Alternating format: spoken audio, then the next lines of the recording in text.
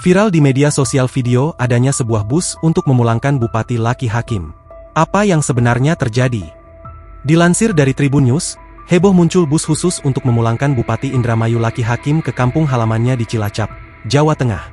Peristiwa ini diawali dari aksi demonstrasi besar yang digelar Gerakan Rakyat Indramayu di Tugu Perjuangan Indramayu pada Selasa, 7 Oktober 2025, yang sempat memanas.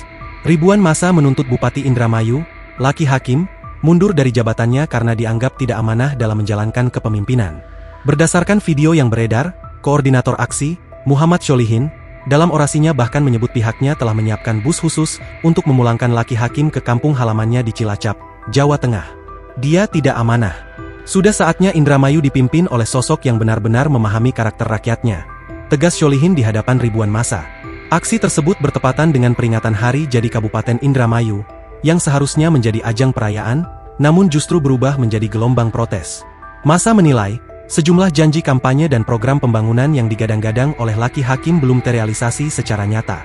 Aksi tersebut juga diramaikan oleh keberadaan bus pemulangan Laki Hakim. Bus tersebut merupakan simbol harapan demonstran agar Laki Hakim mundur dan kembali ke kota kelahirannya, Cilacap, Jawa Tengah.